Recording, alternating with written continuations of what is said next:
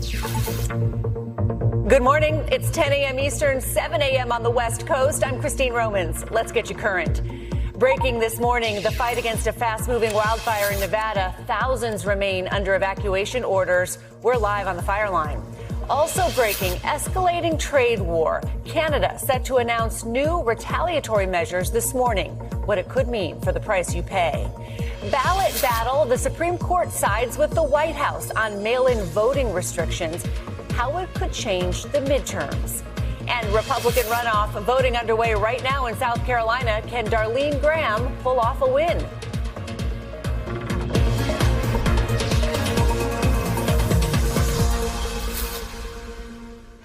And good to be with you this busy Tuesday, August 25th. A lot to get to today. We begin this hour with that human-caused wildfire still raging in Nevada.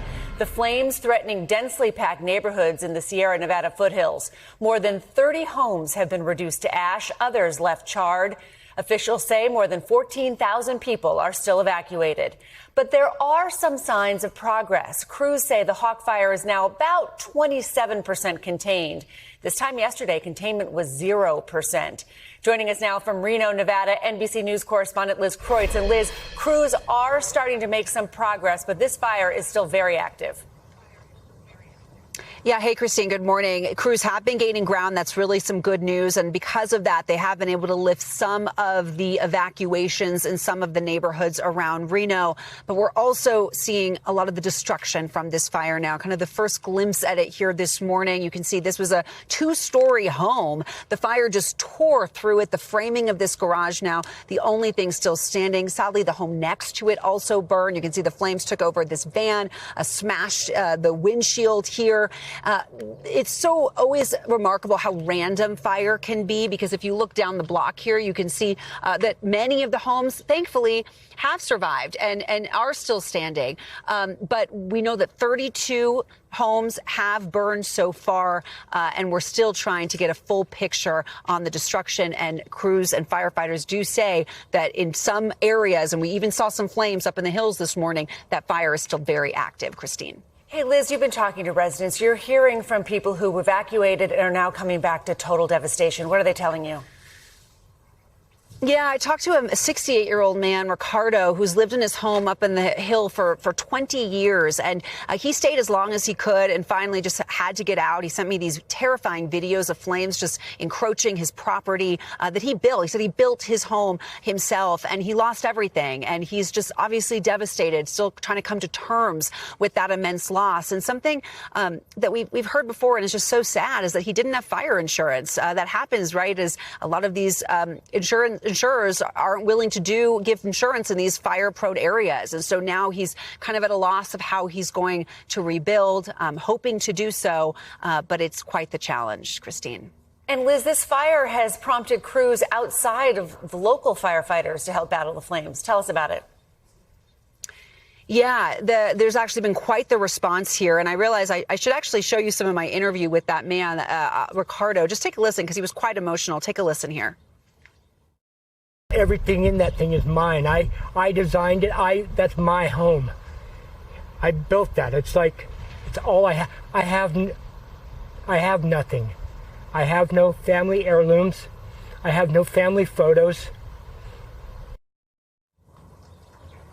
Our hearts go out to him. We know that there are crews from 5 states and even firefighters from New Zealand here fighting this fire. And last thing, Christine, you mentioned that officials have said it was human cause. As far as the latest update, they say they're still trying to investigate whether or not it was intentional. Christine. All right, Liz Kreutz. Thank you so much, Liz. NBC News meteorologist Angie Lassman is tracking heat for us that could complicate these wildfire efforts. Angie?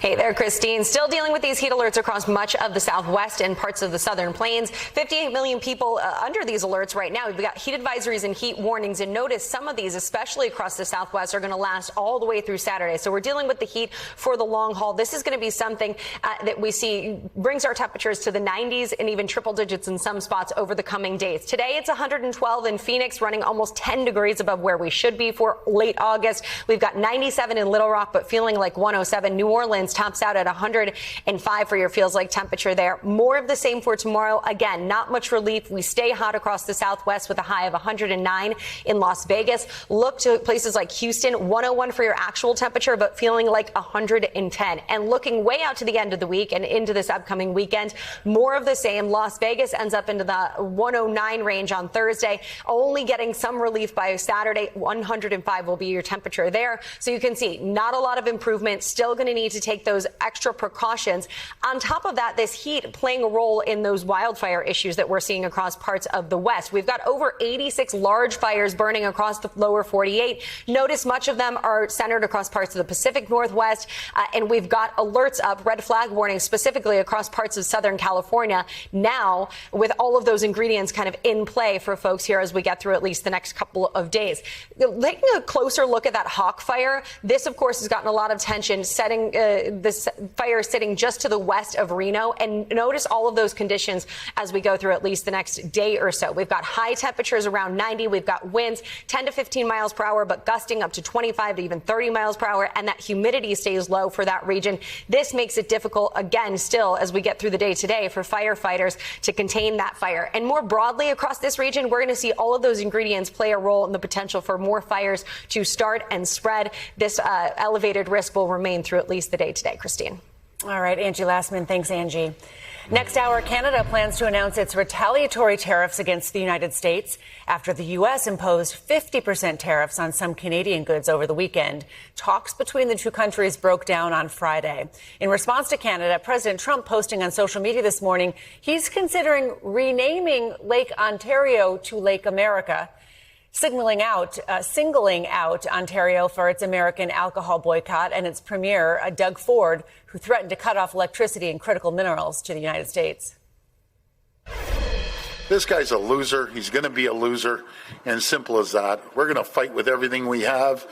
And you know something? I have more courage, more brains in my baby toe than he has in his whole body. And no question, an increasingly frosty relationship between trading partners and neighbors. For consumers, it likely means higher prices on everyday items like dairy, clothing, and building materials. Joining us now, NBC News White House correspondent, senior White House correspondent Gabe Gutierrez, and business and data correspondent Brian Chung. I'm having trouble enunciating because that soundbite was so sort of the bluster there. It really got to me, guys. Gabe, Lake of America might remind viewers of Gulf of America, that whole debate. But the president had more to say about the negotiations. Tell us. Well, actually, Christine, the president's been on quite a tear this morning against Canada here on social media. I was actually just pulling it up. Just within the past few minutes, he posted again with a picture of now what he called Lake America. And it says that he's considering changing Lake Ontario to Lake America, which you referenced as you were tossing to me. But the president also posting on social media when it comes to I would never interfere with Canadians speaking French. I've never even thought of doing such a stupid thing. He's referencing Canadian Prime Minister Mark Carney, who had previously said that, there was a trade deal that was close, but that the U.S. made threats on French language and Quebec culture and Canadian culture. That is not acceptable. Now, this all comes from French language requirements. There's long been a debate about having to change shipping labels into French province of Quebec and how that could impact trade. And the Canadian government was trying to argue that that was part of the cause of this trade deal to collapse. The trade representative, Jabin St-Greer, denied that, and now President Trump denying that as well. But you called it a frosty relationship. Well, it's certainly ice cold right now, again, Christine, as we're awaiting those new retaliatory tariffs from Canadian officials to be announced in the next hour.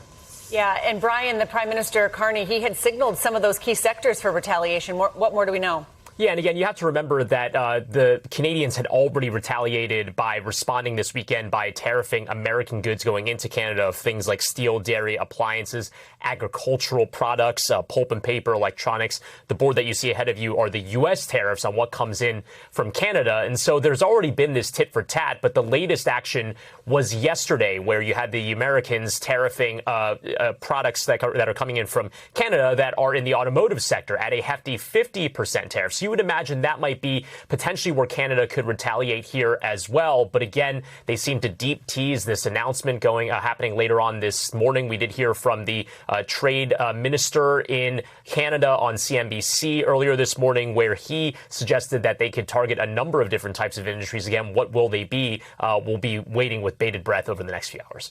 And, Brian, on the Ontario Premier Doug Ford threatening to withhold critical minerals, even maybe electricity to the United States. I mean, it's a reminder how damaging it could be if this frosty relationship gets any colder.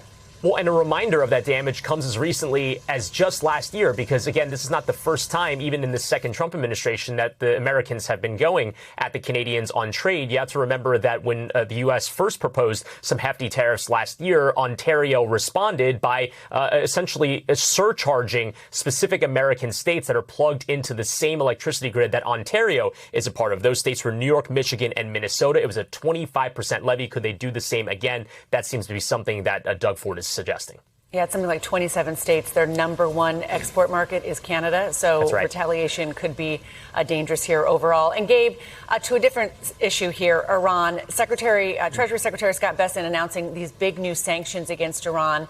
The president then making this case on social media that there's this humanitarian crisis brewing inside that country. What's the latest on the Iran threat from the administration? Yeah, Christine, that was another social media post by the president this morning alleging that the Iranian regime was not paying its military, also saying that it was still killing protesters, referring to it as a humanitarian crisis. And this does come after those sanctions that you mentioned yesterday, the Treasury Department slapping sanctions on some 60 foreign entities. But really, it was more of a warning shot to other countries that do business with Iran, threatening the possibility of secondary sanctions against those countries, although the Treasury Secretary didn't really lay out a timeline for that or single out specific countries. A major question right now, does this put this on, does the new sanctions or the threat of sanctions put the U.S. on a collision course with China, which, of course, buys a lot of Iranian oil, Christine?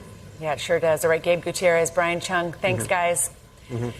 South Carolina voters head to the polls today in that closely watched race to succeed the late Senator Lindsey Graham. His sister, Darlene Graham, was appointed to the seat last month and is now running for the full 6-year term, despite being a political newcomer.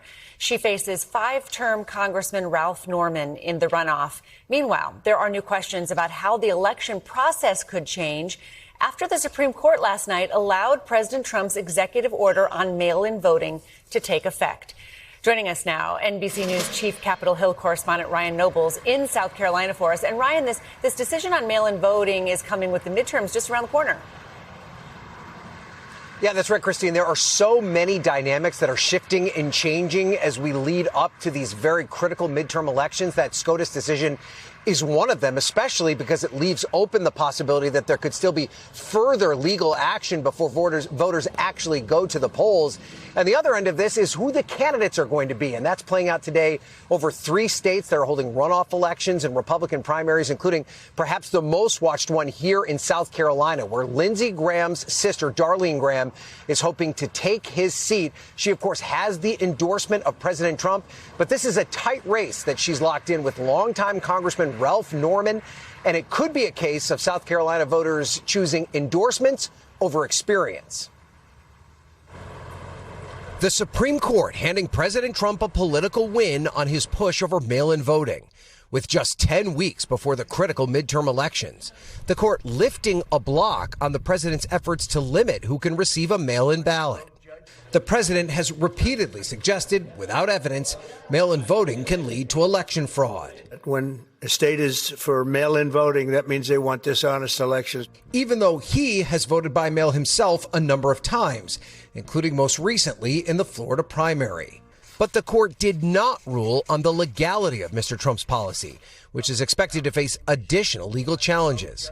So it's still unclear if the justice's 6-3 decision will affect the midterms, with voters still deciding who will be on the ballot in November, including 3 states that have runoffs today. The most high-profile race in South Carolina, where 5-term Congressman Ralph Norman is facing off against Trump-endorsed Darlene Graham for a Senate seat held by her late brother, Lindsey Graham. I've got a conservative record. And while Graham has leaned into her support from the White House, you know who else wasn't a politician? President Trump. On Monday, she appeared to downplay that support. I appreciate his endorsement. Yeah. I'm working really hard, too, so it's a combination of things. Yeah, but she has taken heat for this debate answer last week. I'm not that informed on national security. Graham brushing off the criticism. I've gone around this entire state talking to as many people as I possibly can.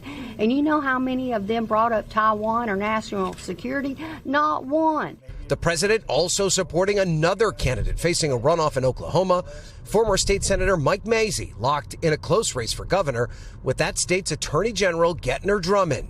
Get out and vote for MAGA warrior. That's what he is, Mike Mazzei. And there's no doubt that Donald Trump is all in on this race in South Carolina. He was here last Friday for a rally in support of Darlene Graham. He did a tele-rally for her last night. And he's also putting his financial backing into this race, his political arm investing more than $800,000 in a last-minute push to the polls for Graham here in South Carolina. Christine? All right, Ryan, thank you so much in South Carolina for us. More breaking news. A judge just denied Ghislaine Maxwell's bid to throw out her conviction and her 20-year prison sentence. In a 67-page ruling, the judge called her appeal meritless and frivolous. The judge added that Maxwell imposed a culture of silence among the staff at Jeffrey Epstein's multiple homes as the lady of the house. Maxwell was convicted in 2021 for conspiring with Epstein to sexually abuse minors. The high-profile murder trial of Lindsay Clancy is nearing its end. Closing arguments are expected as soon as tomorrow. Tensions flared inside that courtroom yesterday. A witness for the prosecution referencing mortal sin. Now, that's the second time this religious concept has been mentioned since the trial began. The defense immediately calling for a mistrial. When I said, isn't suicide a mortal sin? Yeah, can I see counsel over here? I have to move for a mistrial, reluctantly. The reason is that this is intentional misconduct on the part of the prosecution.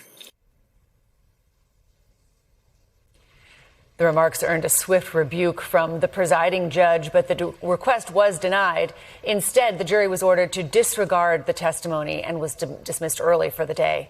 Joining us now, NBC News correspondent Stephen Romo and NBC News legal analyst Misty Maris. Stephen, we heard a snippet of testimony from the prosecution's rebuttal witness. What else did he say? Aside from the controversy over the term mortal sin, psych expert Kirk Halpern, he was a strong witness for prosecutors.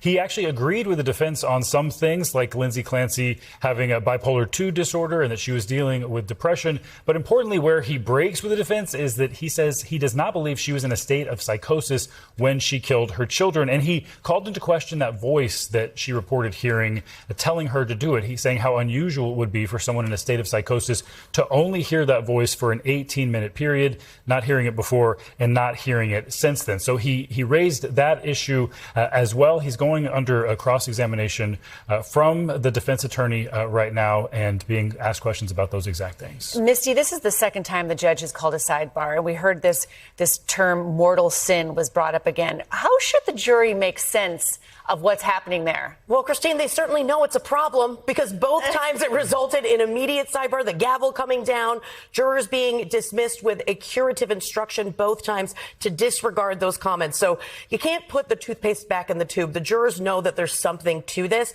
but the judge did that curative instruction. The defense had to ask for a mistrial this time around. Remember, the first time it was absolutely intentional by prosecutors. This time, though, through a prosecution witness. So that preserves the record for a potential appeal. I don't know if Kevin Reddington really wanted a mistrial at this stage of the game when the defense has gotten some headway in the trial, but I had to get that on the record. Stephen, with closing arguments expected to begin as soon as tomorrow, who can we expect to close out the prosecution's rebuttal here? Yeah, this is interesting. We still have Dr. Kirk Halpern on the stand right now providing testimony, but we also expect the prosecution, they have one more rebuttal witness who we don't know who that is that they could call, and that could take some amount of time as well. It's taking a bit longer, particularly on cross-examination for these rebuttal witnesses. And then, as you mentioned, we'll get jury instructions, find out exactly what options the jury will have in front of them. Then it can go into deliberations after those closing arguments, which are expected tomorrow. And Misty, those deliberations evaluations. We've heard from medical experts. We've heard from law enforcement. We've heard from hospital staff. How does the jury evaluate all that information? When we're talking about these experts, which is really critical because it's the ultimate issue of the case. It's what the jury needs to decide. The jury is going to look at where the experts overlap. You have a defense expert and a prosecution expert agreeing on a few things. And some of those things, I think, are going to require the prosecution to back off a little bit from their initial narrative that Lindsay Clancy, according to their own expert, was suffering from a severe mental illness. She did have mental health issues. Prosecutors had said she feigned or fabricated them. Even if it's not psychosis, that's something that they're going to have to grapple with. And also the fake suicide attempt. Their own expert is saying that this was a genuine suicide attempt that was intended to be fatal. All right, Ms. DiMera, Stephen Romo, we know you'll keep following that trial for us. Thank you so much. Much more ahead, including the owner of the San Francisco 49ers arrested in a prostitution sting. Could he face action from the NFL? Plus, 2 weeks, no power. We'll take you to a community in Indiana where thousands still have no electricity 2 weeks after severe storms. And later, experts sound the alarm on a surge in sports betting among young people. Even high schoolers are getting in on it, and it's dangerous. We'll get you current after the break. Breaking news out of Pennsylvania. 2 people have died of measles, according to the state's health department. Officials confirm both were not vaccinated. The deaths mark the first time measles-related fatalities in the U.S. this year and the first in Pennsylvania in over 3 decades. Joining us now, NBC News medical reporter Erica Edwards. Erica, the first measles deaths in Pennsylvania in 35 years. What's the state of the outbreak there right now? Yeah, this is really a tragic development, Christine. We don't know much about the circumstances surrounding these deaths, only that these people had not been vaccinated against measles, according to the state's health department. The people had lived in Lancaster County, which has seen a majority of measles cases in the state's really fast growing and accelerating outbreak. As of Tuesday, 393 cases have been confirmed in the state, 86 diagnosed in the past week alone.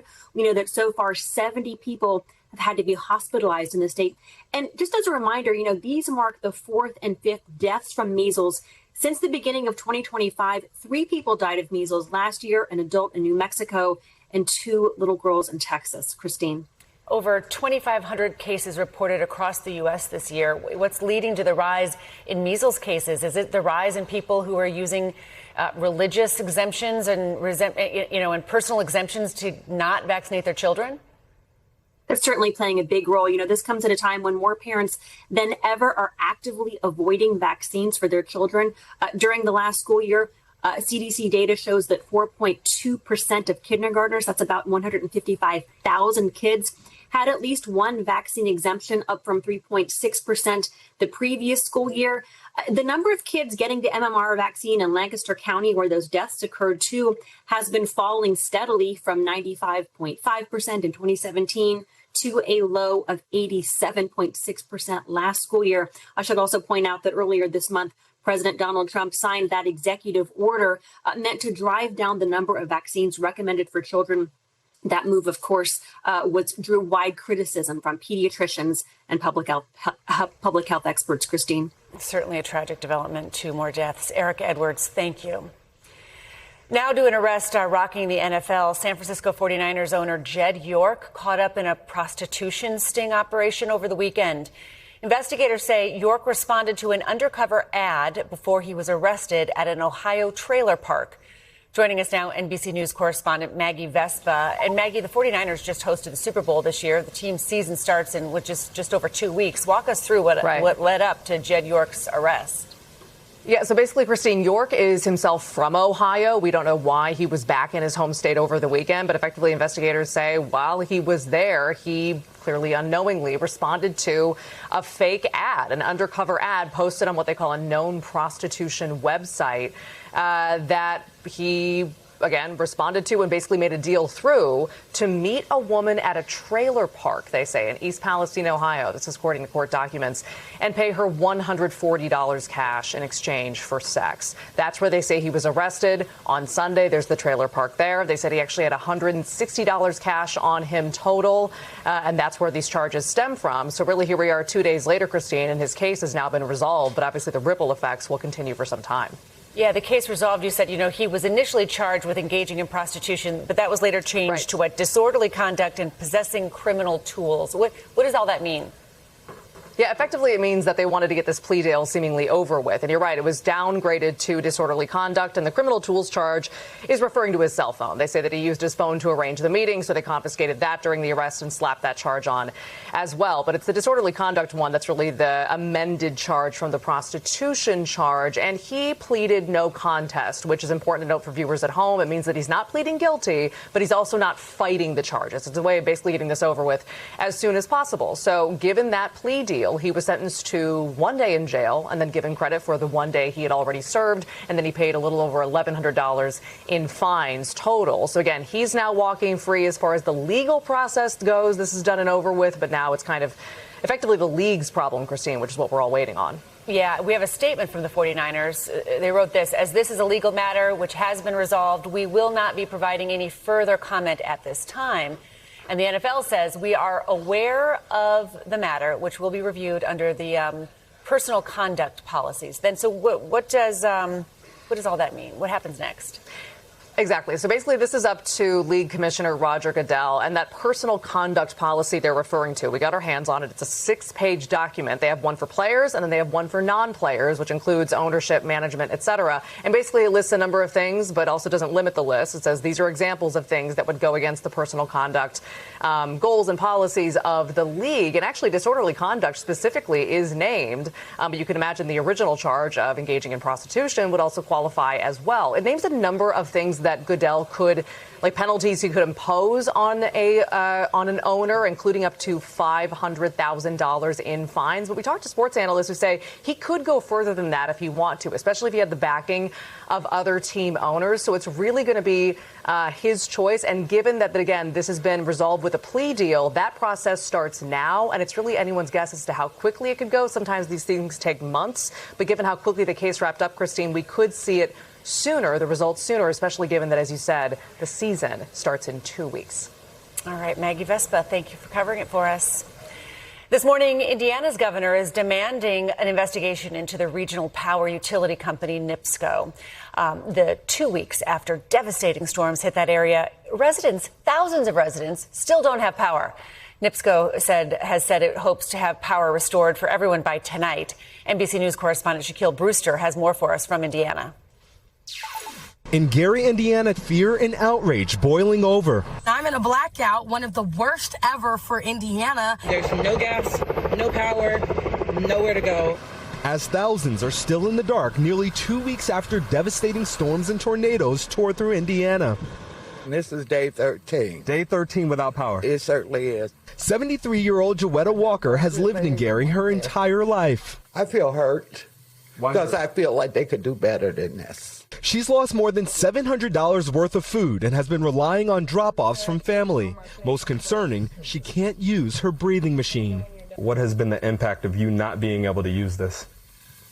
It's making it very difficult for me to rest at night because the whole thing is you don't get enough oxygen. Indiana Governor Mike Braun demanding an investigation into local utility company NIPSCO, raising questions about its preparation for and response to the severe weather. NIPSCO telling NBC News crews are working 24 hours a day to repair and rebuild infrastructure damaged by this historic storm. This is the kind of work that's been taking place here in Gary the past couple of weeks. Crews having to reinstall and repair lines through what you see are incredibly tough conditions. Gary's mayor, Eddie Melton, says the ongoing crisis in his predominantly black city is unacceptable. Is race a factor here?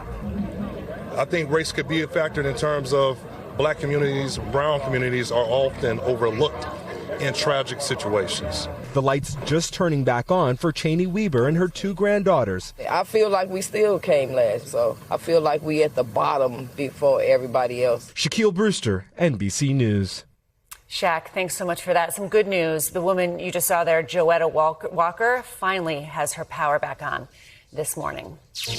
Coming up, ballot battle. The Supreme Court hands President Trump a win on mail-in voting. Could it change how you vote in the midterms? Plus, an update on that days-long manhunt in Massachusetts for a wife wanted in the death of her police officer husband. We have more current right after this.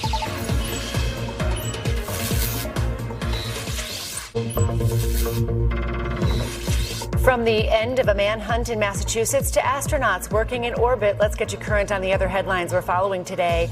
A multi-day manhunt for a wife wanted in the death of her police officer husband is over this morning in Massachusetts. Police found a body believed to be Karen Solomon in a wooded area in Worcester. They also found a gun. Her husband was found dead in the couple's home last week. Police are now treating this case as a murder-suicide. The Trump administration is moving to open millions of acres of untouched national forest to logging.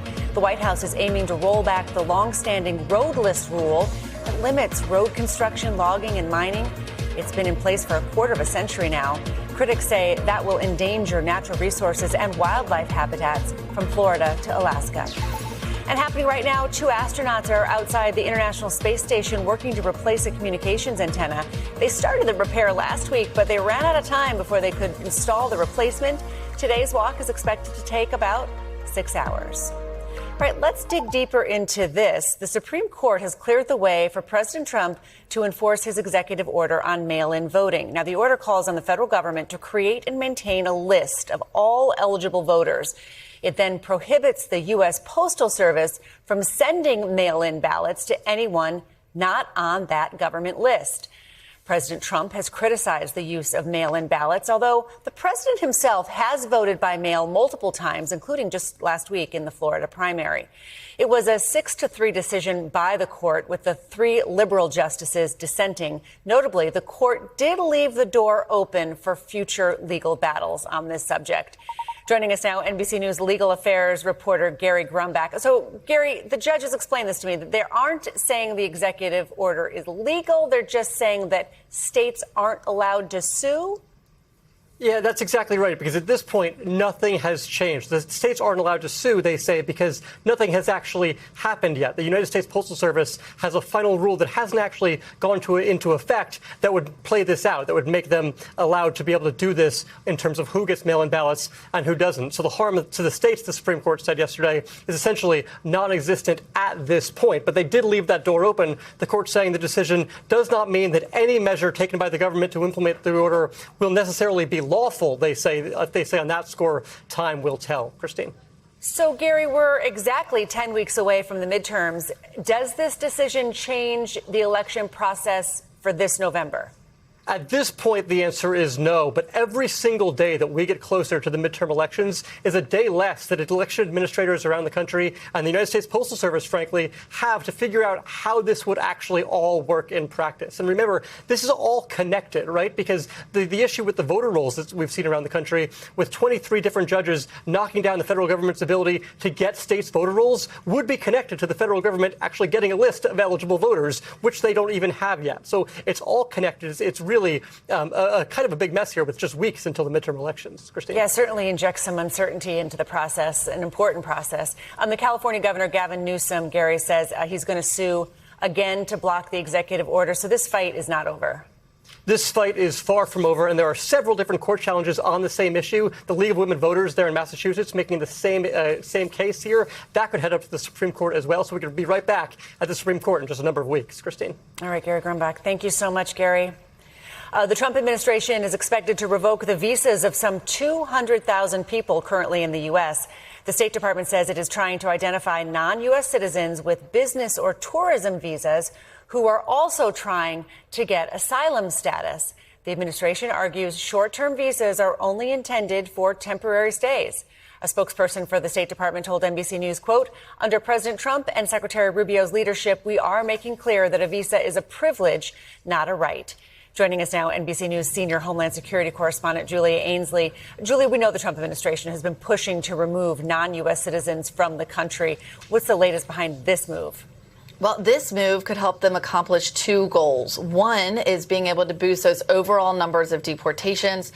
President Trump got close to Obama's deportation record last year. They want to supersede that this year. This could be another way of focusing on a large group. Some estimates are that there are about 200,000 people in this group, though that remains to be seen. The other is that they have been really going after what they call visa fraud. And in that statement to NBC News, they said that obtaining a visa in order to get asylum is a fraud. Now, that's their subjective interpretation. It is perfectly legal, or it has been perfectly legal, to come into the United States under a visa, whether that be an immigrant visa or a non-immigrant visa like these, and then to tell the United States government that you're afraid of going back to your home. It's entering the country legally and then stating that fear. And immigrants, wherever they are in the process, whether they're about to be deported or they're here on legal status, have been able to make that claim. Because asylum is something you do when you're in the country, not when you're outside of the country. That would be filing for refugee status. So given the large number of people who fall into this category, I mean, what kind of legal battle does this open up potentially? Well, it could open a huge one. Just yesterday, we saw the Trump administration file to take their asylum loss on trying to close asylum at the border to the Supreme Court. This would be another way to try to stop more people from claiming asylum. Already, it's illegal to claim asylum when you're crossing the border illegally or even legally if you present yourself at a port of entry at the border. That was something the president put in place on day one. This would make it so that those who fly in legally, go through the process, and are here and then try to adjust their status in order to get asylum and stay longer would also be revoked simply for asking for asylum, even if they are currently on a legal visa. So it's really another way they are trying to close the door and do away with the U.S. asylum system as we've known it since World War II. Yeah. What happens to the 200,000 people who could then lose their visas? Well, at this point, they could try to do away with their asylum claims if they've made that claim. They are, many of them, legally still here on those visas. This is really something that where people who were following the rules, following what their attorneys told them they could do under U.S. immigration law, are now afraid they could have their visas revoked. They would find out their visa is revoked before they would be arrested for deportation. So the Trump administration would argue if their visa is revoked, they could make the choice to go home before they're arrested. All right. Julie Ainsley, thank you so much for that. Up next, what in the world is going on in the sewers of New York City? The growing mystery after this video of people emerging from a manhole. Plus, the growing AI music controversy involving a Madonna classic. Why it's sparking so much backlash and industry changes. We'll get you current after this.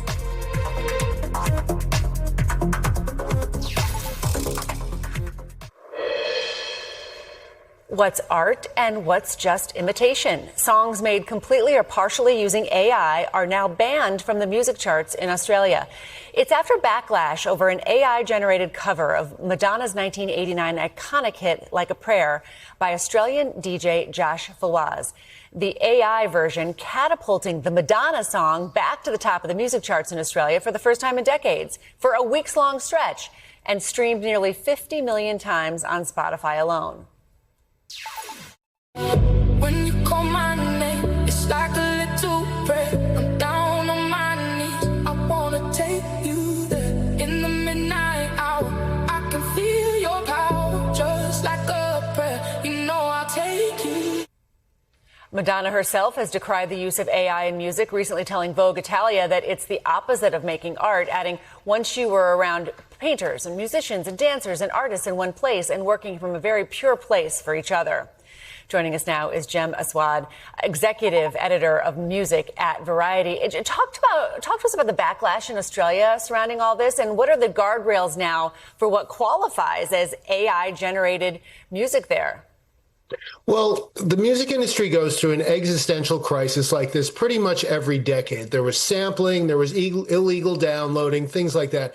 This is very much like sampling in that it's a new technology that takes the human element out of music to a certain degree.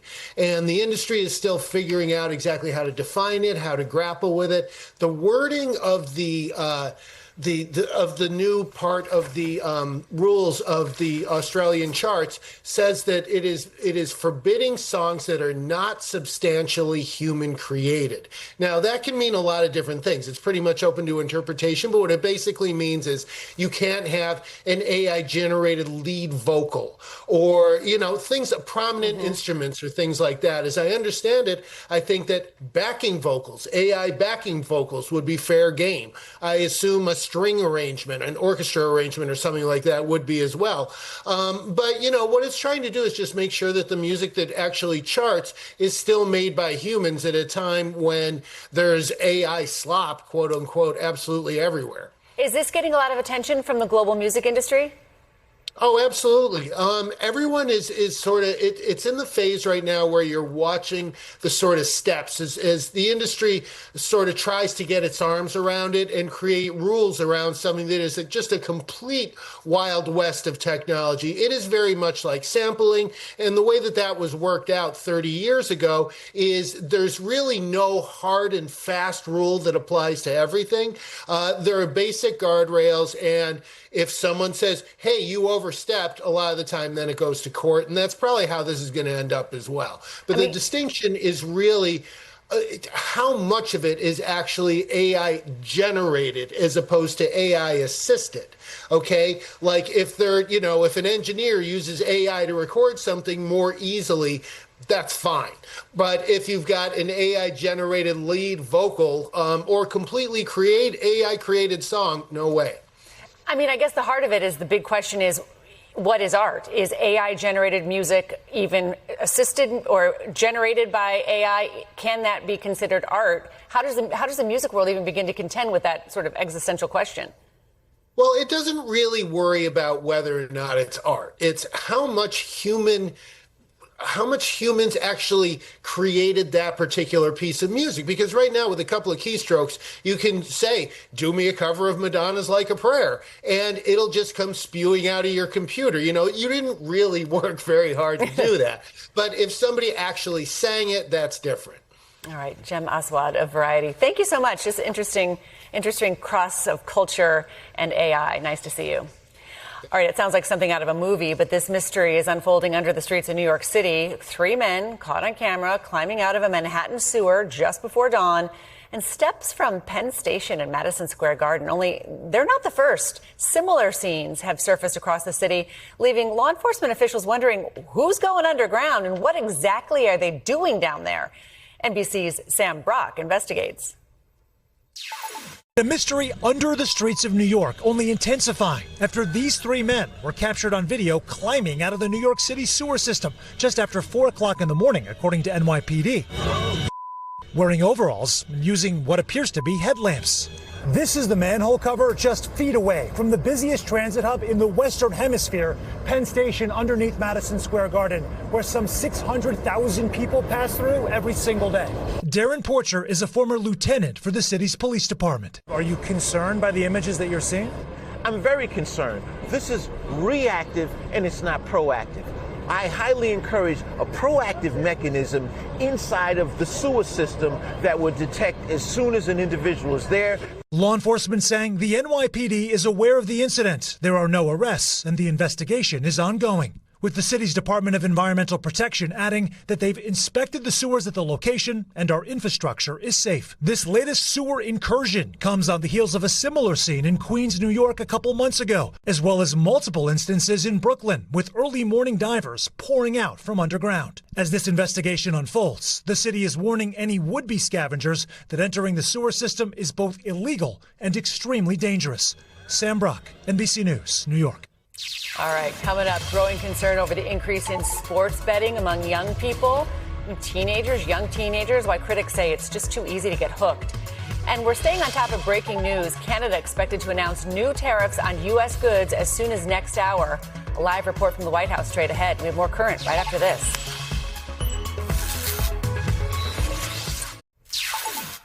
A sobering new study is putting the spotlight on brain injuries in professional football. Researchers at Mass General Brigham say at least 1 in 4 former NFL players who died between 2016 and 2021 had CTE. That's the degenerative brain disease linked to repeated blows to the head. And much of that damage may actually begin years before players ever reach the pros. It's during their youth, high school, and college football years. Researchers say cutting down on hits in practice could dramatically reduce a player's lifetime exposure to head trauma. The online platform DraftKings is now available to millions of users in California. That's despite the state's ban on sports betting. But like its competitors, Polymarket and Kalshi, DraftKings argues its service is a prediction market. Dana Williams from our San Diego station shows us how the state and voters are navigating the loophole. In 2022, there were two propositions on the ballot for California voters, both having to do with sports betting. One of them, Prop 27, was specifically about online and mobile sports wagering outside tribal lands. Voters did not support this, and they also didn't support Prop 26, which would have allowed it on American Indian lands. So overwhelmingly, no sports betting in California. But what if it wasn't sports betting and instead it was called predictions? That's what Polymarket and Kalshi found, top competitors in the prediction space, where users fund what are called event contracts. And those kind of bets in the prediction market are categorized differently than other kinds of gambling. They're federally regulated through the Commodity Futures Trading Commission, meaning they can avoid state-level restrictions or bans in place for sports betting as it stands today. Now back to DraftKings. In June, they shared this update. DraftKings, now available in California. This is their website for their predictions platform. Right now, you can bet on everything from the top song on Spotify this year to who might win the next presidential election. So why is California such a lucrative market for all of this? It's very simple. It's the size of the market. California is the golden goose when it comes to gaming. And so because of that, all of the gaming operators are looking at California as an essential piece of what's going to make them viable as they move forward. James Siva, the chairman for the California Nation's Indian Gaming Association, says this recent move could take away from tribal communities that count on casinos for jobs and for community funding. It is important to note, though, Sinaiga was a staunch supporter of failed Prop 26 and opposed to failed Prop 27. And now moving forward, the question is, what will happen next as California grapples with this new prediction market that's here despite voters opposing sports betting, either online or on tribal lands? All right, Dana Williams with our San Diego station. Thank you so much for that. Along with prediction markets, the sports betting industry has exploded, and now kids and teens are being pulled into the craze. Regulators in Massachusetts and Connecticut have caught some 400 underage users on sports gambling sites in the past year, according to the Boston Globe. Studies have found teen boys are particularly vulnerable. A report from Common Sense Media found this number shocks me. 36% of boys ages 11 to 17 reported they gambled last year. Little League recently took a hard stance against sport betting, saying, quote, no one should be exploiting the success and failures of children playing the game they love for their own personal gain. Joining us now, NBC News sports reporter Rohan Nadkarni. Well, I'm still stunned by that 36% number. Rohan, when you watch any game, you'll likely see an ad for one of the sports betting platforms. How has the sports industry embraced gambling? I would not even say they've embraced gambling. They've come to depend on gambling. Their ad revenue is now such an integral part of the sports market. You see it not only on every game you watch. Are there gambling ads? There's gambling promotions within a game. Within a game, you'll have a commentator saying, hey, do you want to bet on this parlay for the second half? Beyond that, you have podcasts. If you listen to a podcast with your favorite sports personality, they're likely promoting gambling. So it's really everywhere. Yeah, one of my teenage sons actually was using an Uber app, and there were gambling ads all over the Uber app. Americans gambled $167 billion on sports last year. That earned the betting industry, I think, $17 billion in revenue. So how did the leagues profit off this? The leagues partner with these sports books. The NBA partners with DraftKings. They partner with FanDuel. When they first announced gambling partnerships, they partner with MGM. The NFL does the same. Teams have their own individual gambling partnerships. And that revenue is huge for the leagues because it also goes to the players. The players and the owners split that money 50-50 in most cases. So they enter partnerships with all these books and gladly take all the money that comes with that. It's not just viewers who are enthusiastic. We have seen some players caught up in illegal betting scandals. What kind of oversight is there?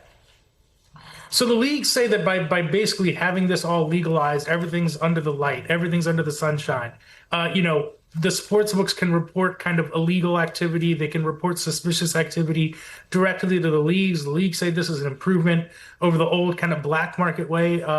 People used to gamble in this country. So there is oversight in all these cases where players have been caught. It's because suspicious activity was reported.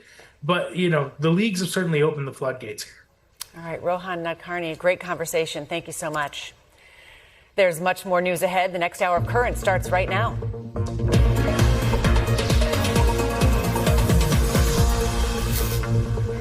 Good morning. It's 11 a.m. Eastern, 8 a.m. on the West Coast. I'm Christine Romans. Let's get you current. Breaking right now, escalating trade war. Canada announcing new retaliatory tariffs as we speak. How the Trump administration could respond. Also breaking, progress made on a huge wildfire in Nevada, but thousands are still under evacuation orders. We're on the ground in Reno. Lawyers preparing for closing arguments in the high-profile trial of Lindsay Clancy. Why a religious reference during the testimony was struck from the record. And voting underway right now in South Carolina. Can Darlene Graham pull out a win in the Senate primary runoff?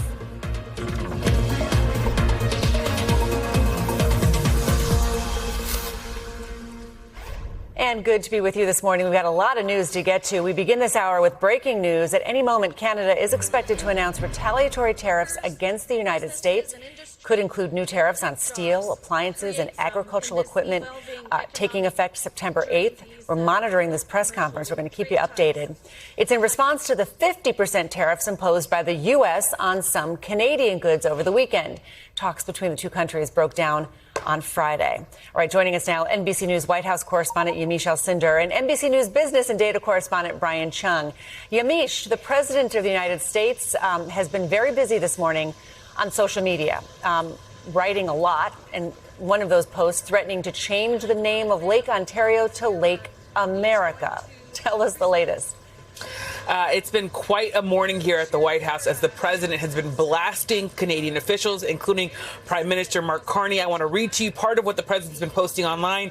He said the United States is giving serious consideration to changing the name of Lake Ontario to Lake America. In some ways, it is, we can put up the map for folks that the president posted. In some ways, it is echoing what the president did when he got mad at Mexico and changed the name of Gulf of Mexico to Gulf of America and got into a very big tit for tat over with the Associated Press over that. The president here really angry at his Canadian counterparts and essentially accusing them of lying about these negotiations that fell apart on Friday. I want to read to you part of what the president said on that part. He said, "I would never interfere with Canadians speaking French. That was a lie made up by a weak and ineffective prime minister in an attempt to gain political support." What the president's talking about there is the fact the prime minister of Canada at one point during a press conference over the weekend said that American officials were essentially trying to undermine Canadian culture and were trying to say that they should not be a dual language country in speaking English and, of course, French. You have French spoken in a number of places in Canada, including in Quebec. So the president there really sounding off. And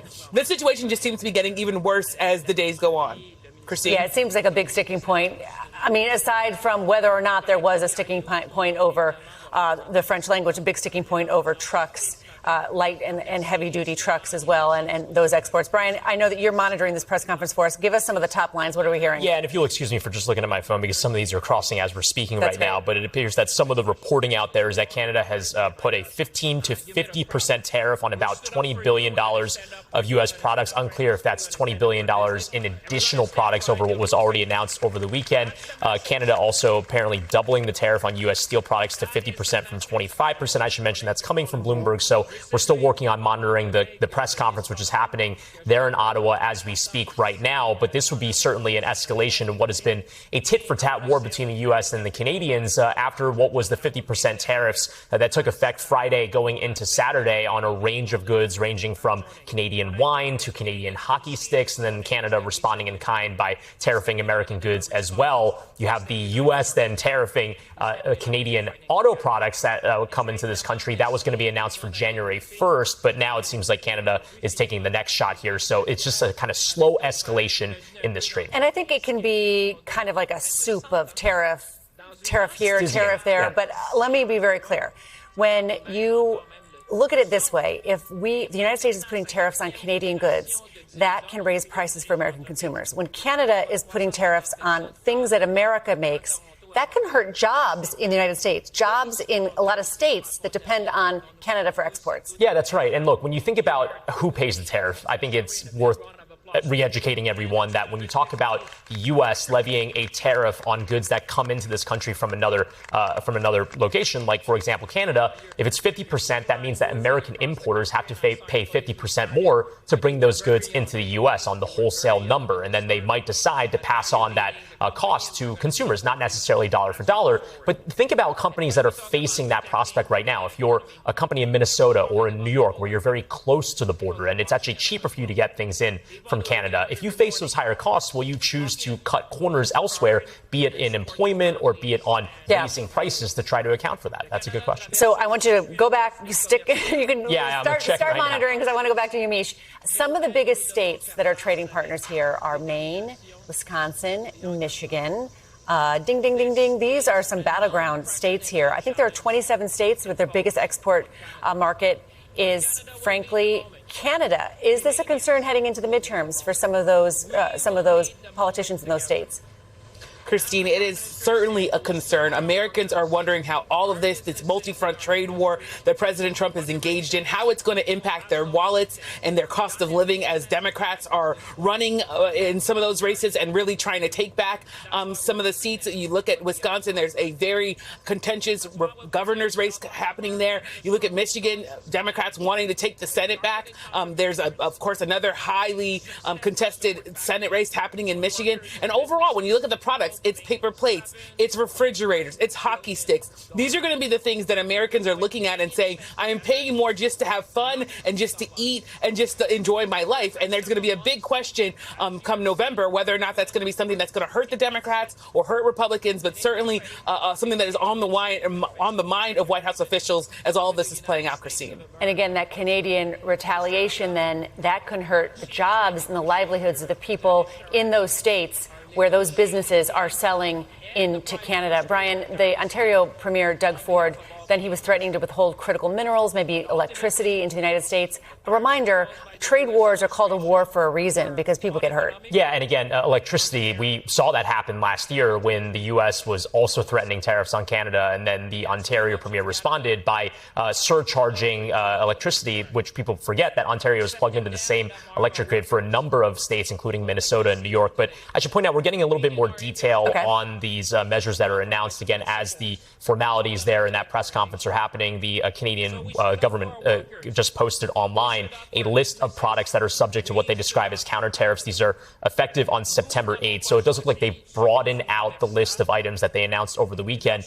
Canada will impose, I'm reading from the website, 15, 25, and 50% tariffs on products drawn from those targeted by the U.S. tariffs that were slapped onto Canada. So it seems like they're going after the same industries. They do say that these tariffs only apply to goods originating from the U.S., again, effective on September 8th. But I'm doing a quick scroll because this is a very long list here. But I see fish on here. I see it looks like, well, there's a lot of fish items on here. There's like 18 pages of different types of seafood, it looks like. And again, I was looking at wines. the list from the U.S. that the U.S. was going to impose the tariffs on Canada. There were, I think, 36 different kinds of plywood. And I just kept thinking, oh my gosh, we're talking about how expensive it is to build a house in the United States and the housing crisis. And we're talking about putting U.S. tariffs on the stuff that, and American manufacturers say that they can't make enough of that in the United States. I see furniture. I see chairs on here as I'm scrolling through this list. Again, it's very long and comprehensive. But, again, this is part of apparently the package that was just announced by Canada in the last few minutes. Misha, it's interesting to me, too, because the president and, the premier in Ontario, Doug Ford, I mean, there's kind of bombastic language going back and forth between these two countries. I've been calling it a frosty relationship, quite frankly, but some of the bombast has been fascinating to watch. It has been fascinating to watch, and it's also in some ways a reminder that these two countries, Canada and the U.S., used to be the closest allies, and now it looks like there's actual personal animus between the Prime Minister of Canada and the President of the United States, something that honestly would have been hard to think about if you think about even 10 years ago, 5 years ago. But the fact that you had the Prime Minister of Canada come out and say at one point that there is a storm that is blowing in from Washington, and that America's signature is oftentimes written in pencil, not pen, it's really going to the credibility credibility of America, and Canada is saying that America simply isn't to be trusted. And of course, President Trump hitting back today, Christine. Yeah, and we do know that inside Canada, I mean, the polls clearly show inside Canada there is support for what the Prime Minister Mark Carney is doing. Many Canadians feel they have been insulted by the President of the United States, who has said, Brian, over and over again, that it should be the 51st state.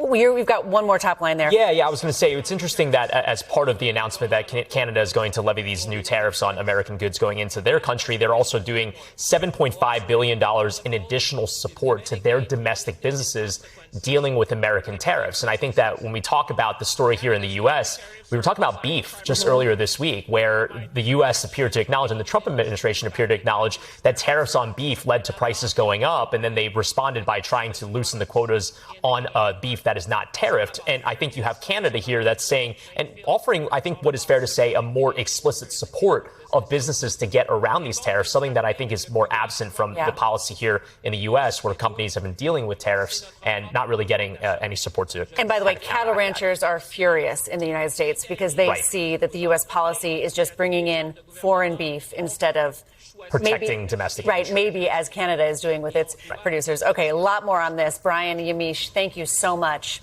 Right, more on politics now. South Carolina voters head to the polls today in that closely watched race to succeed the late Senator Lindsey Graham. His sister, Darlene Graham, was appointed to the seat last month and has President Trump's endorsement. But this is her first time ever seeking a full term in office. She faces five-term Congressman Ralph Norman in the runoff. South Carolina has not had a Democratic senator since 2005. Whoever wins this race is heavily favored to win the general election come November. Joining us now, NBC News Chief Capitol Hill correspondent Ryan Nobles in South Carolina. What are you hearing from the candidates, Ryan, as this race comes to a close? Yeah, well, Christine, any minute now, we are expecting Darlene Graham to vote in this polling location behind me here in Lexington, South Carolina. She has been crisscrossing the state since that initial primary election 2 weeks ago, hoping to close the deal here in this runoff. And she's running with President Trump's endorsement at her back, trying to push her over the finish line. So far, though, it hasn't been enough for some skeptical South Carolina voters who are concerned that she lacks the necessary experience to get the full 6-year term that her brother left behind in the wake of his death. And I asked Senator Graham, she is the senator right now appointed to fill out the balance of her late brother's term, if the president's endorsement will be enough to get her there. And she had an interesting answer. Take a listen. Do you think President Trump's endorsement is going to be enough to put you over the top tomorrow? Well, I think it's not. I appreciate his endorsement. Yeah. I'm working really hard, too. So it's a combination of things. Yeah. So clear that she knows that it's not Trump alone that's going to get her over the finish line here tonight, especially against someone with as much experience as Ralph Norman. Christine? And how are voters feeling about this question of experience? You know, she's tried to spin that inexperience. And maybe successfully, pointing out that the president was not a politician when he started. She's a real person. That's her selling point here. Yeah, she's definitely trying to turn it into a positive, suggesting that a lot of experience in Washington isn't necessarily what the voters of South Carolina are looking for. I talked to one of her supporters that agrees. Listen to what she had to say.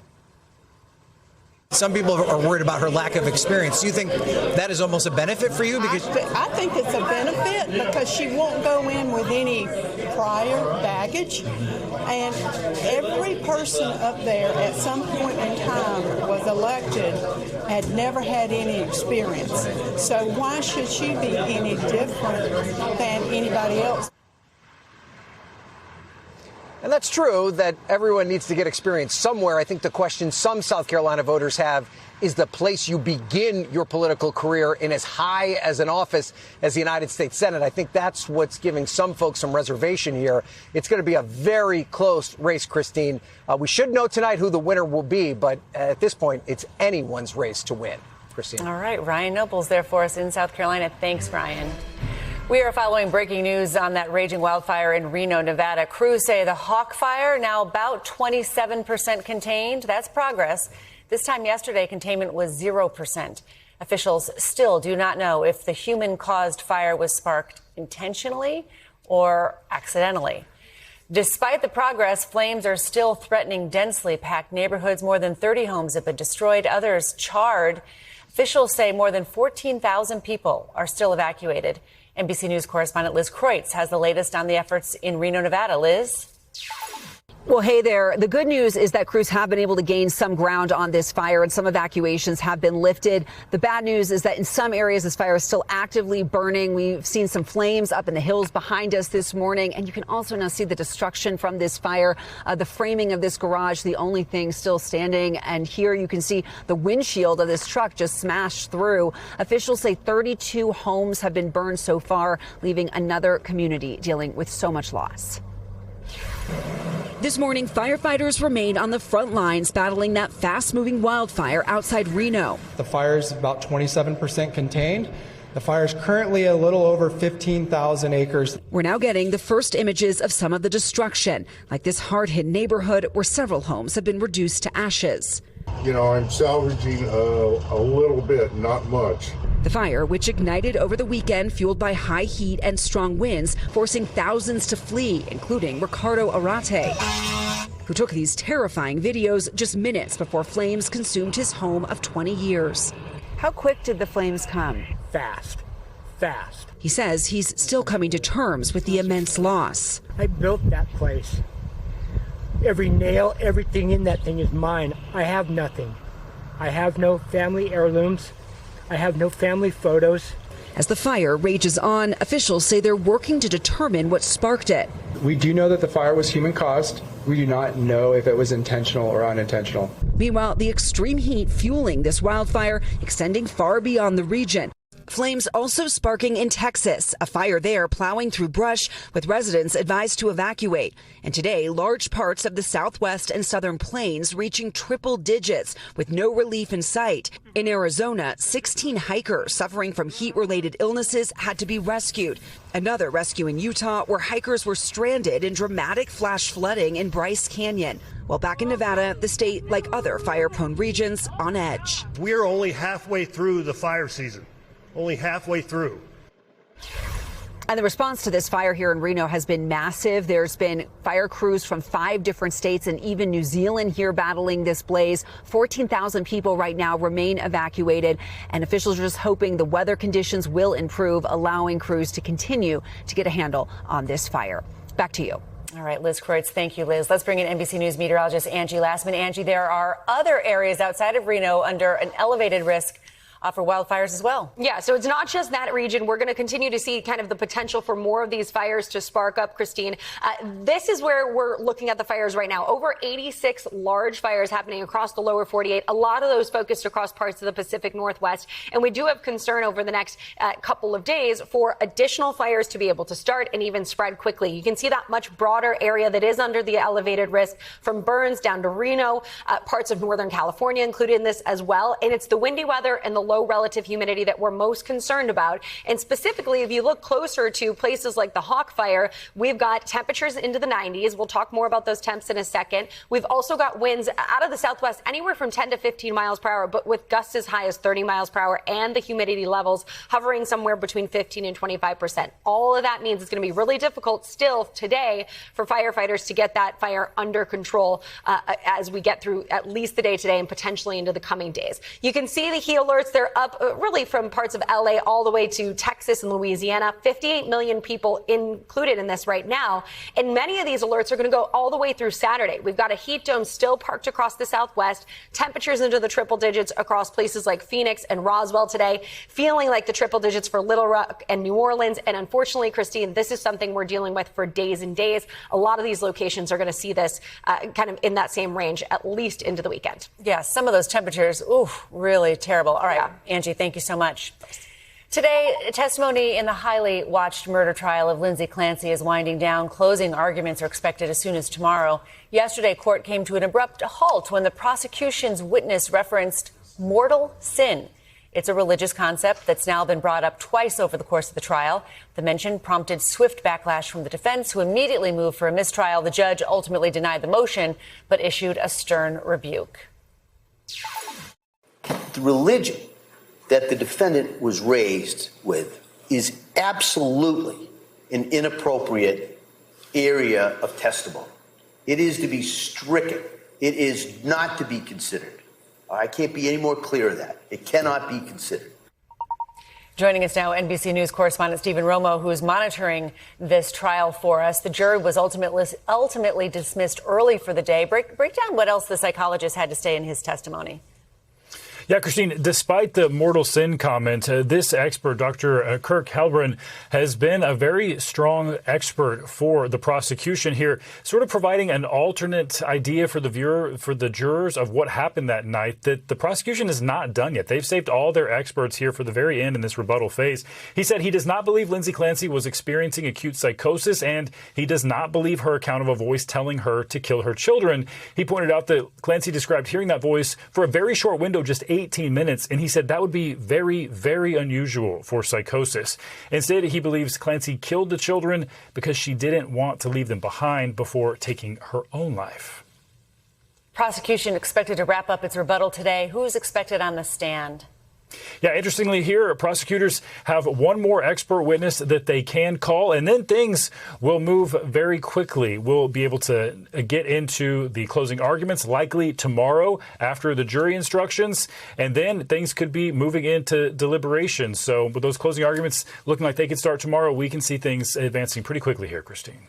All right, Stephen Romo, thank you so much, Stephen. Still ahead, the Tupac murder trial about to resume in Las Vegas. The new evidence presented against the defendant from one of his own interviews.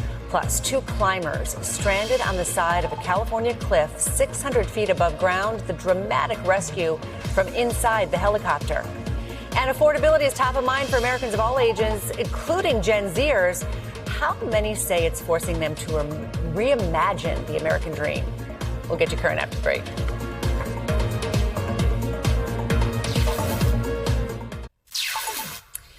Week 2 of the Tupac Shakur murder trial is underway in Las Vegas, with defendant Duane Davis's own words once again front and center. Documentary filmmaker Michael Dorsey wrapped up his core testimony yesterday as jurors heard more from his 2008 interviews with Davis. The recordings include Davis talking about his alleged role in the fatal 1996 shooting. The defense argues those stories were exaggerated for attention and money. Today, prosecutors are expected to continue presenting their case as the trial moves through its second week. NBC News correspondent Chloe Molas, following the trial, joins us now. Chloe, so much of this case is centered on Davis's own words. Walk us through why these recordings are so important for the prosecution. Christine, this is fascinating. So in 2008, Duane Keefe D. Davis sat down with the LAPD and gave them all this information about the night of Tupac Shakur's murder. And he said he orchestrated all of it. It was in retaliation to his nephew being beat up earlier that night at a casino. And these recordings were never meant to be played for anyone. This was not supposed to ever be played in front of a jury. They were never supposed to see the light of day. Why? Because it was part of something called a proffer agreement. Duane Davis was facing unrelated drug charges, and so he gave this information to the LAPD in exchange for a lighter sentence. Well, ultimately, guess what? He never even served prison time for those drug charges because of all the information he gave.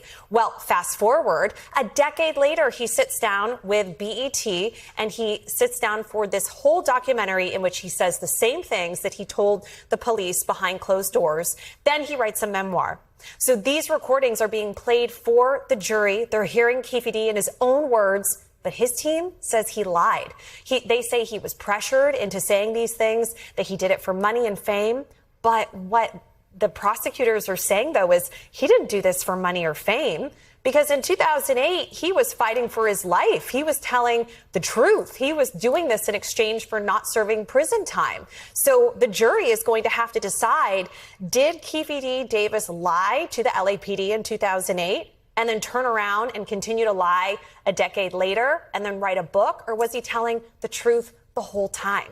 But his words being played in court, Christine, is so powerful. Yeah. And to watch him sit there and have to listen to these recordings that he never thought anybody would ever hear. So with court set to resume in just a little bit, what are we expecting to hear today? So what's interesting is, like, when I covered the Sean Diddy Combs criminal trial last summer, you would get a witness list. Well, we don't have that in this situation in terms of who's going to be taking the stand today. We do know who the prosecutors and the defense plan to call, and it's dozens of individuals. We could potentially see members of Tupac Shakur's family take the stand this week. We could even see the current Nevada governor, Joe Lombardo, who was a responding police officer the night of the shooting take the stand. So that would be very interesting.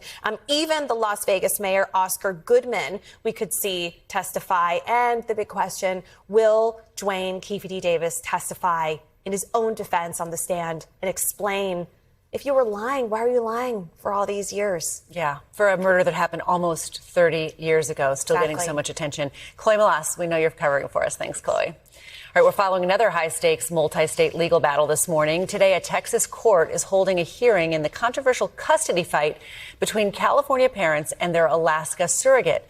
The surrogate challenging the couple's parental rights, claiming they refused medical care for the baby upon birth. She's also saying the parents repeatedly tried to force her to have an abortion. That is an accusation the couple denies. Joining us now, NBC News correspondent Priscilla Thompson. Priscilla, the parents are from California. The surrogate is from Alaska. This legal battle is taking place in Texas. How do we get here? Yeah, Christine. So the surrogate came to Texas to seek medical care and ultimately had the baby here, which is why all of this is playing out in Texas courts. But to go back to where this started, about a year ago, this California couple entered into a surrogacy agreement with this nurse in Alaska, McKenna West. And it was actually earlier this year in April when there was that anatomy scan done at 20 weeks. And it was determined that the baby had this heart condition in which the left side of the heart is underdeveloped. It can lead to a life of care and potentially severe disabilities. And a lot of babies do not survive that. And so that is when the California couple sought to bring up this termination agreement in the surrogacy contract. And they say that McKenna West had made an appointment to terminate the pregnancy, but ultimately she decided that she couldn't do it. And the California couple says that she stopped communicating with them after she made that decision. So there was no further discussion around how they would move forward.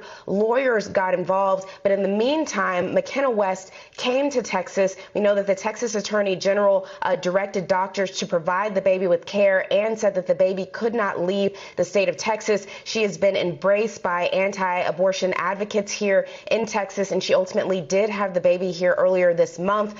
The biological parents are also now here in Texas, and the baby is sort of under their care and under the doctor's care. We understand that the baby has had one surgery but remains in critical condition as this court battle over custody continues to play out. What, Priscilla, can we expect from today's court hearing?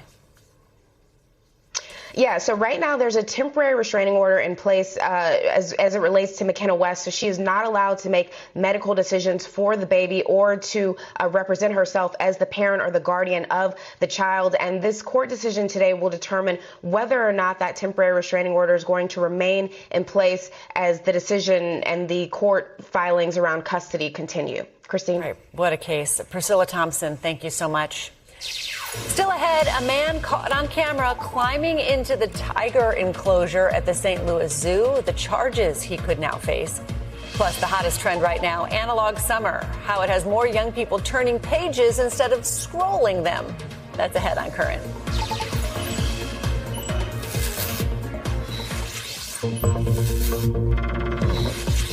From a dramatic rescue off the California coast to a man climbing into a tiger enclosure. Let's get you current on the other headlines we're following today. Nevada is suing the Trump administration over plans to cut water supplies from the Colorado River. The plan would reduce water to Arizona, California, and Nevada by 21% for 2 years, starting in 2027. The state argues those cuts could devastate Nevada's economy and violate laws governing the river. The Colorado River provides water to about 1 in 10 Americans and generates power for 6 million people. Now to a dramatic rescue in California captured on video after 2 climbers got stranded about 600 feet below a roadway in Big Sur. A California Highway Patrol helicopter crew lowered a rescuer down to the steep rock face, then hoisted each climber to safety, one at a time. Both were taken to a staging area where other rescuers were waiting. Glad to see both of those climbers, made it to safety there.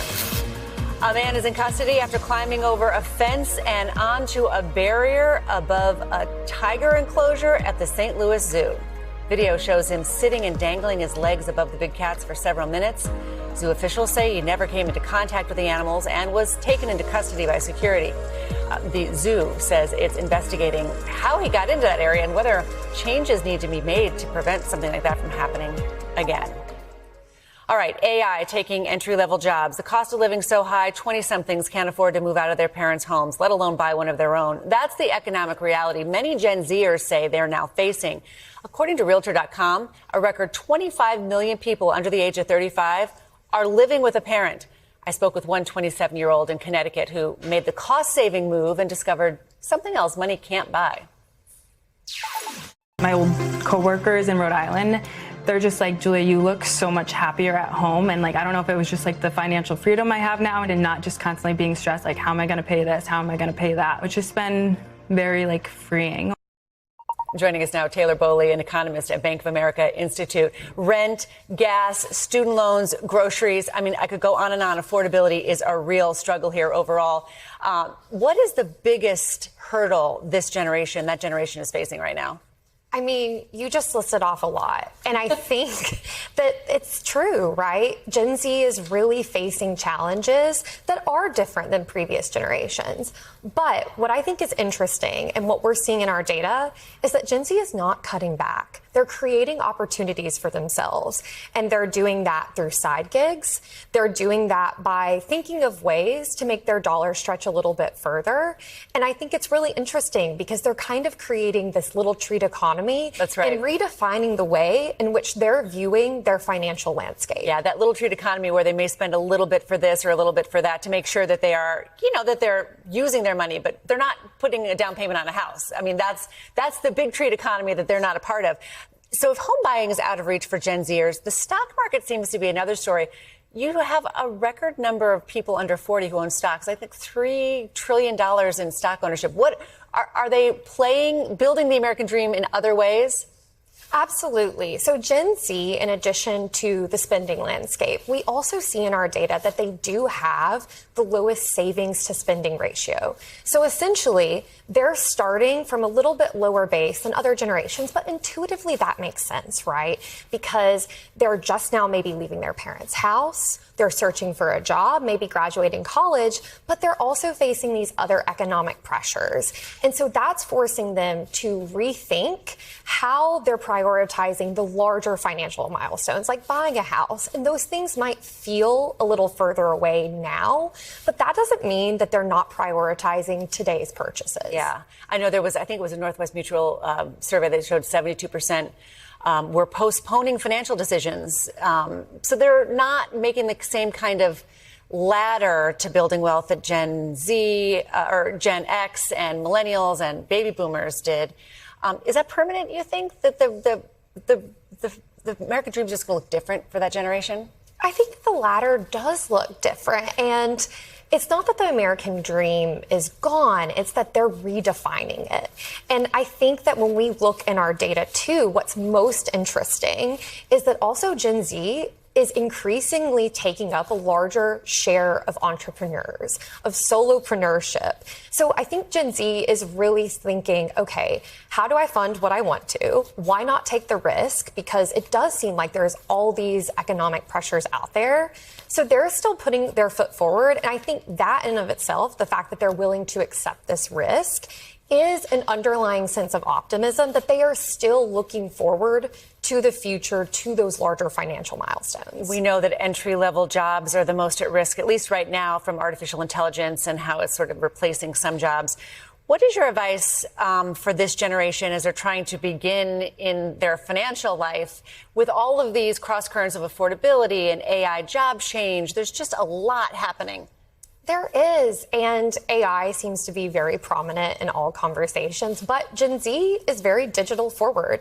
That's why we see within social commerce, 40% of Gen Z, that's the type of gig work they're doing. So they're taking these digital facing tools and they're putting it to work to make it work for their budget, to make it work for their lifestyle. And I think that that's very unique and certainly is going to shape what the American economy looks like going forward. I know, it's so fascinating. You and I did a story together recently about secondhand shopping, and this this is an economy that is growing so fast, in part because Gen Z side hustle, selling secondhand stuff. That's like a place that they really shine. So interesting. Taylor Boley, thank you so much. Nice to see you again. You too. Thank you. And from Gen Z finding ways to save money to Gen Z finding ways to turn back the clock. Even with all the technology at their fingertips, people in their 20s are choosing the analog life. They're embracing hands-on hobbies, phone-free events, and even journaling.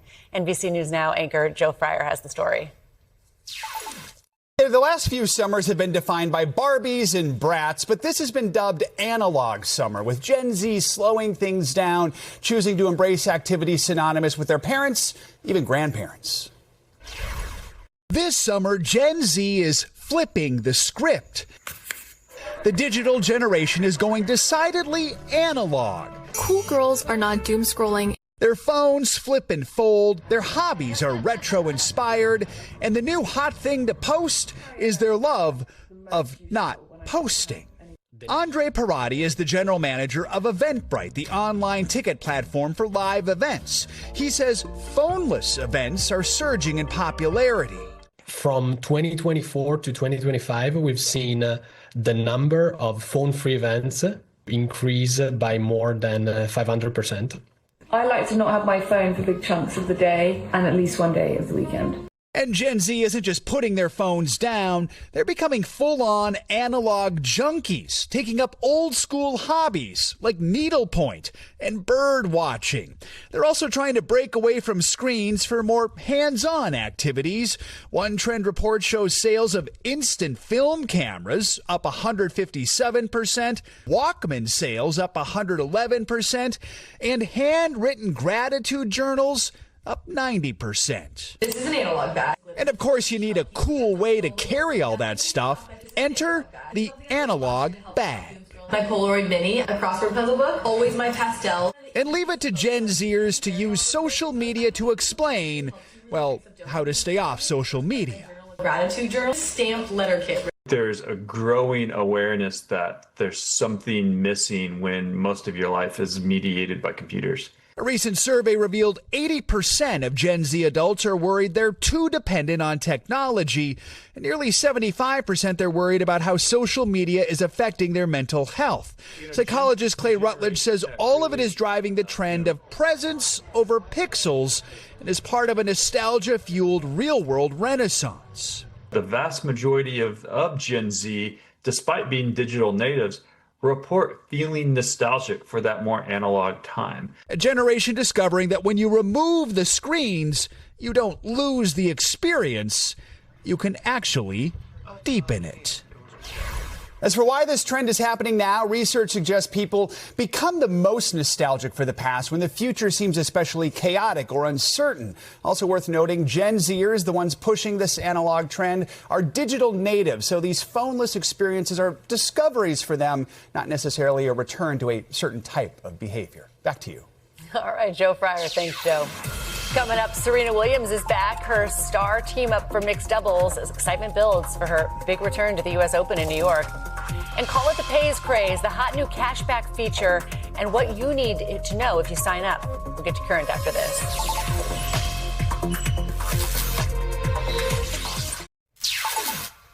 After saying deuces, the queen of tennis is back. For the first time since 2022, Serena Williams is returning to the U.S. Open. Today, she's playing mixed doubles with number 2 seed Carlos Alcaraz after being granted a wild card. Williams has won a total of 14 Grand Slam doubles titles, 23 Grand Slam singles titles. She never formally announced her retirement.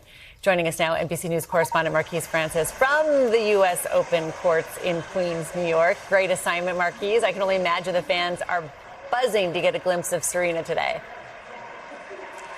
Christine, buzzing is exactly the right word. I mean, it's a beautiful day here in Flushing, Queens, and of course, dare I say, perfect weather. On top of that, we get to see the woman many people consider the GOAT, the greatest of all time, Serena Williams, play, as you noted, for the first time at the U.S. Open in 4 years. And at 44 years old, she's being matched up with the number 2 player in the world, Carlos Alcaraz, who at 23 years old is an absolute phenom. Now, this wouldn't be the U.S. Open without a little bit of razzle-dazzle because both Williams and Alcaraz are coming off of injuries.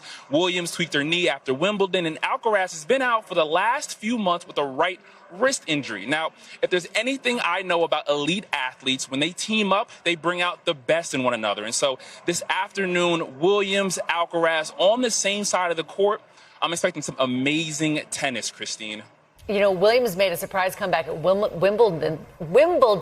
Easy for me to say, Marquise, this year. She played doubles with her sister Venus in the Cincinnati Open a couple of weeks ago. Is it safe to say she's back?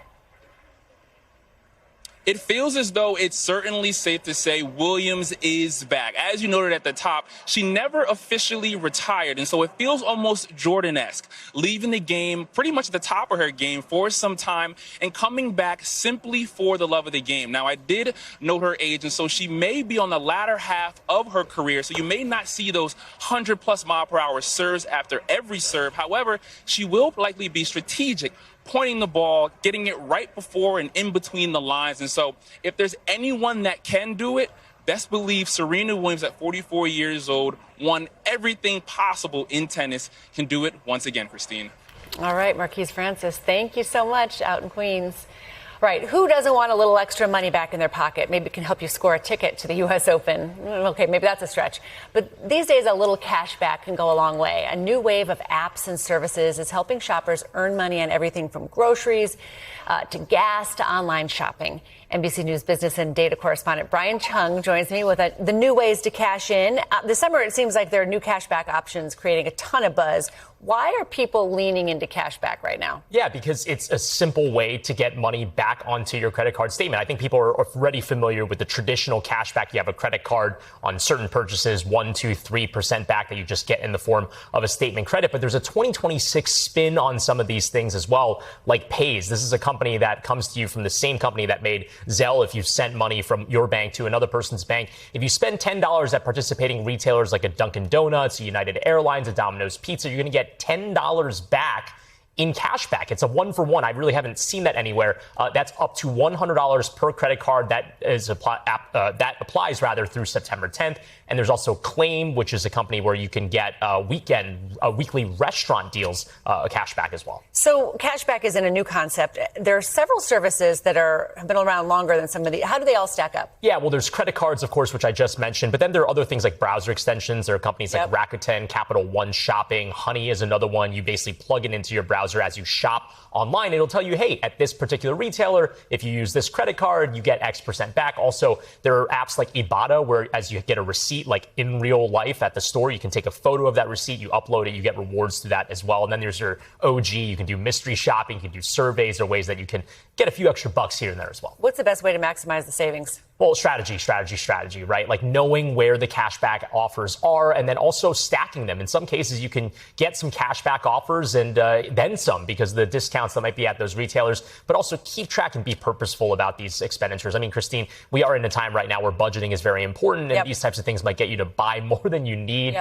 Try to stick to what you need, and the things you do need, get a little bit of cashback. What about those cranky consumers who don't like to sign up for someone who don't like to sign up for new stuff? And I also worry about giving my information in so many places. Yeah. I mean, what are you supposed to do? And look, you're right to be concerned about that, especially these are online services that are often predicated on getting your data, in some cases selling it to other companies as well. I think generally, first off, security is going to be key. Make sure you have unique passwords. Don't use password as your password. Two-factor authentication to make sure nobody can hack into your accounts because, again, your credit cards are likely tied to this type of service, and so you don't want that information to be compromised. Just make sure you keep all those passwords and logins. I will say I've heard so many people talk about the Pays thing, the Pays craze. Like a lot of people are talking about Pays this summer. Yep.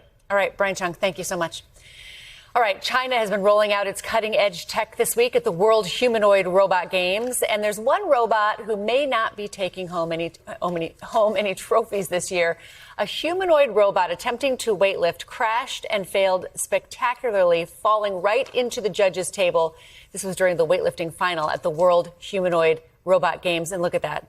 The robot was ultimately hauled away on a stretcher. Oops. That is a big fail.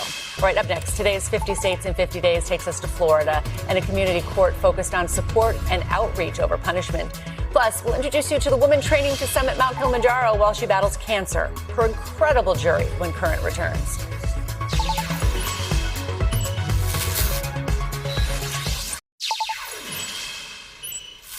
In our series, 50 States in 50 Days, we're introducing you to the people making a difference in their communities. Today, we're in Florida, where a community court is showing no judgment to people with low-level offenses. The innovative program is trying to lift people up instead of locking them up.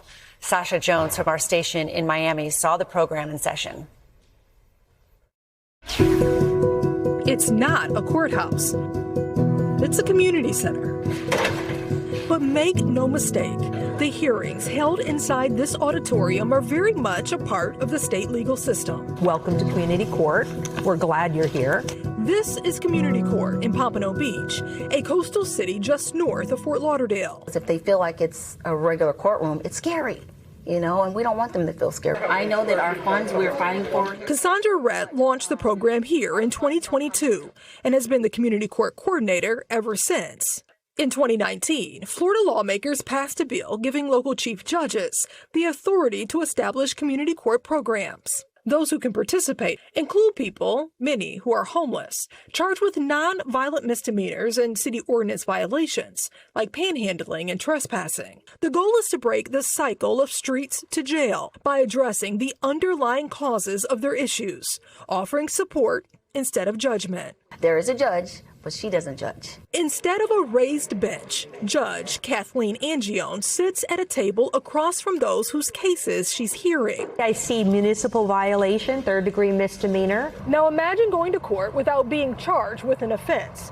Some people are showing up just for the services that the program provides and are simply seeking help. This single mom did not have to be there. Still, she waited patiently with her 3 children for the chance to tell the judge about her struggles.